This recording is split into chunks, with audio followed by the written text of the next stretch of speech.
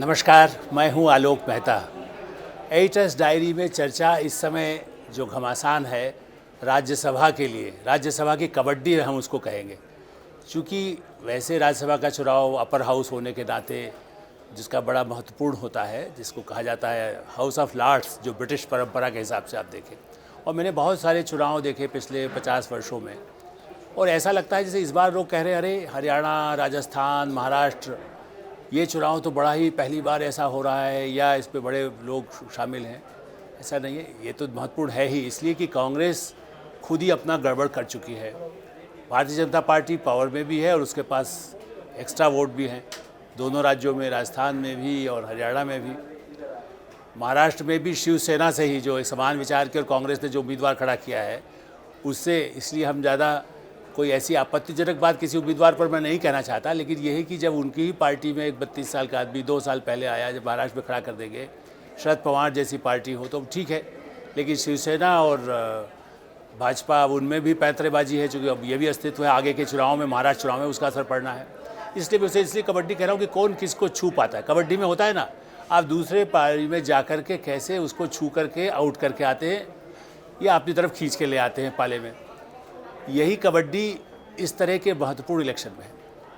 और मुझे इसलिए याद पड़ता है, मैं इंदिरा गांधी के ज़माने की बात करें तो तब ज़्यादा नहीं होता। देखिए, जहाँ जब कहा था 2 इंजन की गाड़ी, तो जब बहुमत होता था केंद्र और राज्य में एक ही पार्टी का, कांग्रेस का, तो ऐसे संकट नहीं आते थे। लेकिन जिस तरह से इंदिरा गांधी के बाद, जबकि राजीव गांधी के समय में भी बहुत जल्दी ही बाद में विभाजन वीपी सिंह के कारण हुआ, लेकिन उस समय भी माखनलाल फौतेदार आए थे कांग्रेस में। जैसे आज इस बार उम्मीदवार खड़े करके कई जिसकी चर्चा होती है, कुछ मामलों में फौतेदार तो वैसे इंदिरा गांधी के समय के थे, लेकिन बाद में उन्होंने भी बड़ी राजनीति शुरू की। तो राज्यसभा चुनाव में भी जोड़ तोड़, अपने ही पार्टी के जो उम्मीदवार बन सकते हैं उनके खिलाफ भी कैसे दूसरा उसका प्रचार करवा सके, हम लोगों तक भी ऐसे लोग बड़े ब्रीफ करते थे। तो आज कांग्रेस का बेड़ा गर्क हो रहा है, ऐसा नहीं है।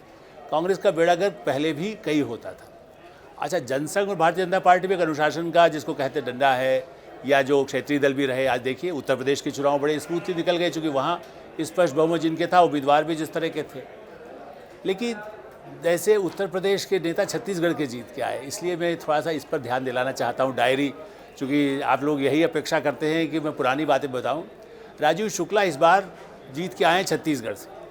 उत्तर प्रदेश में वो कैसे जीते थे, तब उनके पास उनको 18 वोट एक्स्ट्रा चाहिए थे, और तब वो कांग्रेस ने, दूसरा देखा जाए तो वो कांग्रेस से नहीं, दूसरी जैसे कहते हैं कि कांग्रेस से टूटे हुए लोगों के साथ एक छोटा दल बना था, राष्ट्रीय जनतांत्रिक जिस नेता, उन लोगों के साथ मिल करके कैसे 18 वोट का मैनेज उन्होंने किया।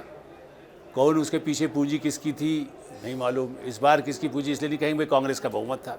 तो इसलिए जब ये कहा जाता है कि हरियाणा में, अब हरियाणा में बीजेपी ने अपना कह दिया कि सारे वोट हम 10 जो हमारे पास एक्स्ट्रा है हम दे देंगे। दूसरी पार्टियां जो जजपा है उसने भी कह दिया कि हम कार्तिकेय शर्मा जो निर्दलीय उम्मीदवार हैं उनको दे देंगे। और जितने निर्दलीय दूसरे छोटे छोटे एक दल, एक सदस्य इसको कह सकते हैं, उन सब ने भी, इंक्लूडिंग चौटाला जी के भी, अभय चौटाला, उन्होंने भी कह दिया कि हम कार्तिकेय शर्मा को देंगे। तो बचे क्या, 2-3 वोट एक्स्ट्रा उनको ज़रूरत है, चूँकि कांग्रेस के पास 31 है। यदि अजय माकन वहाँ गड़बड़ा गए, इसलिए कि उनके लोग बहुत उनसे नाराज़ हैं। अजय माकन दिल्ली के नेता हैं और मतलब जो रहे वो प्रभारी थे राजस्थान के। कांग्रेस ने गड़बड़ क्या किया कि उनको भेज दिया, जो उनको डर था कि वहाँ भी उन्होंने बड़ा बेड़ा गर्क किया था तो लोग उनको वहाँ वोट नहीं डालेंगे राजस्थान में। यहाँ सुरजेवाला जी ने जो बहुत सारे लोगों को नाराज़ कर रखा था, गोविंद सिंह हुड्डा पूर्व मुख्यमंत्री को, तो उनको लगा कि भाई ये तो कहीं सुरजेवाला की गाड़ी फिसल जाएगी। तो सुरजेवाला राहुल प्रियंका के बड़े प्रिय हैं, इसलिए उनको वहाँ भेज दिया गया राजस्थान, सोचा कि बड़ा आसान होगा। महाराष्ट्र में भी राहुल और प्रियंका के पसंद के उम्मीदवार को भेज दिया, जिससे कि खुद कांग्रेस के लोग वहाँ नाराज़ हैं। तो कांग्रेस लगातार, और जहाँ तक पूंजी की बात है, देखिए सुभाष चंद्र राजस्थान में खड़े हुए हैं, ये सही है कि उनको 13 अतिरिक्त चाहिए, लेकिन वहाँ पर 11 तो इंडिपेंडेंट हैं। कांग्रेस में आज तक सचिन पायलट ने पब्लिकली तो यही कहा है कि नहीं भाई ठीक है, हमारी पार्टी के पास सत्ता है, जो सर्विस नहीं करेंगे। लेकिन प्रबोध तिवारी जो तीसरे उम्मीदवार हैं, वो इसलिए संकट में आ गए हैं क्योंकि निर्दलीय, आप कह रहे हैं कि उनकी बड़ी मजबूरी है, उनके खिलाफ केस हैं। तो अब देखिए, यहाँ कहा जाता है बीजेपी वालों बड़ा केसेस पर बड़ा फांसी लगाते हैं, वहाँ पर कहते हैं कि कांग्रेस वालों ने सब इंडिपेंडेंट को इस तरह का रखा है कि भैया तुम्हारी जेल जाने की नौबत है, हमें वोट नहीं दोगे, इस हद तक उनको डरा के रखा हुआ है। लेकिन मान लो कहें कि भाई सरकार ही गिर जाए, जैसे मध्य प्रदेश में हुआ था, 20 लोग पार्टी छोड़ दे, यदि आप बाद में अभी तो वोट दे दिया, आप कर देना हमारी पार्टी, हमारा विधायक हमारी ख़त्म हो जाएगी, तो हम जा कर के, चूँकि बसपा ने जो उसके 5 लोग हैं, राजस्थान में भी कांग्रेस का आप देखिए, वो बसपा ने शामिल कर लिए, लेकिन चुनाव तो बसपा के ऊपर पड़ रहे, तो उन्होंने व्हिप जारी कर रखी है, वो मामला अदालत में है।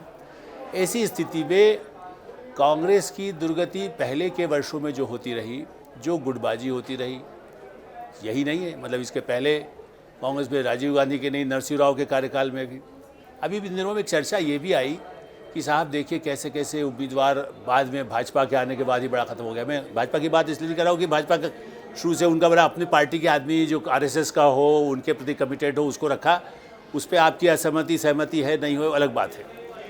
लेकिन कांग्रेस ने किस परंपरा को बनाया था, मैं नाम नहीं लूँगा चूँकि दो लोग अब नहीं हैं, उस समय के राष्ट्रपति भी नहीं हैं, और वो सदस्य जो अभी 2-4 महीने पहले ही वो दुनिया में नहीं रहे, तो राज्यसभा में कैसे कैसे लोग भेजे जाते थे। ऐसे जो लगातार राजीव इंदिरा के समय से जो रहे वो आए, जब वो चुनाव एक नहीं जीत सके और उनको राज्यसभा में आना था और बड़े ही विवादास्पद नेता रहे, तो उनको बाकायदा नॉमिनेट कर दिया गया, जो बड़े गंभीर, और उसमें भी जो उस समय के जो प्रमुख थे उन लोगों ने मुझे बताया कि कैसे उन्होंने मैनेज किया नरसिंह राव और उनको, कि कैसे इसको किया जाए उनके कार्यालय को। हम ये नहीं कहेंगे कि क्या दिया क्या लिया, क्योंकि ना वो अब हैं ना हैं, लेकिन उस तरह से उनको नॉमिनेट करा लिया गया। और वो खाली अपना अटैची लेकर के ही चलते थे, हवाई जहाज़ में भी जब जाते थे, एक आध बार हम उस यात्रा में थे, तो मैंने कहा कि ये ऊपर कहीं गिर ना जाए हमारे सिर पर, तो कहने लगा अरे कुछ चिंता मत करिए, इसमें नोट ही गिरेगा ना। तो मैंने कहा नोट तो गिरेगा लेकिन उसकी नोक तो लग जाएगी। तो आप अंदाज़ लगा लीजिए कि जो चुनावी अभियानों के लिए कांग्रेस के लोग होते थे वो भी उपयोग करते थे। और जहाँ तक पूंजी का सवाल है, के बिरला जी राज्यसभा में आए, शोभना भरतिया भी राज्यसभा में आई, नवे हो गए, लेकिन के बिरला तो राज्यसभा का चुनाव भी लड़े। लेकिन जब सिर्फ ना अंबानी थे ना अडानी थे, सिर्फ टाटा बिरला की बात की जाती थी, तो के बिरला अपने ही गृह राज्य, उसी राजस्थान, उसी झुंझुनू से वो चुनाव हार गए, वो इंडिपेंडेंट खड़े हुए थे, वो कांग्रेसी ने उन्हीं को हरा दिया, उन्हीं से चंदा ले। बाद में उन्होंने कहा भाई कांग्रेस के लिए जो सहायता हो सकती थी हम करते रहेंगे। तो कांग्रेस का रिकॉर्ड तो ये है कि जो उनको पैसा चंदा देते थे बाकायदा घोषित रूप से, ऐसा भी नहीं कि नहीं है, वो तो महात्मा गांधी तो बिरला के घर पे रहते, तो हम ये नहीं कह रहे हैं कि क्यों था या क्या नहीं था, लेकिन हम अवैधानिक जो पैसा दिया जाता हो उसकी बात छोड़ दीजिए, जो पैसा देते थे उनको भी हराने में कांग्रेस के लोग पीछे नहीं रहे।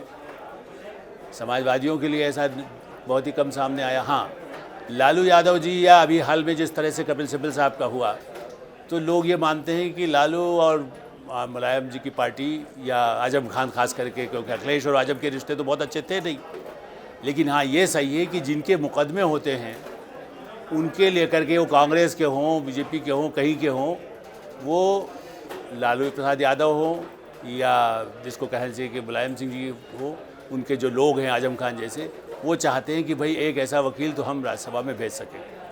सवाल ये भी है कि जब ऐसे लोग कानून मंत्री खुद बन जाते हैं, एक तरफ वो वकील उसके लिए कर रहे हैं, फिर जज की अपॉइंटमेंट भी उन्हीं का कहीं ना कहीं फाइनल अथॉरिटीज़ हो जाती है कि वहाँ से जब आएगा सिफारिश, उसको जल्दी जल्दी जज बनाना है नहीं बनाना है, एक दूसरा विवाद है, हम उस पर नहीं जाते। लेकिन हाँ, राज्यसभा जो हाउस ऑफ लॉर्ड्स है, तो जो उच्च सदन है, जहाँ अच्छे से अच्छे बड़े से बड़े लोग रहे हैं, विद्वान रहे और आज भी हैं।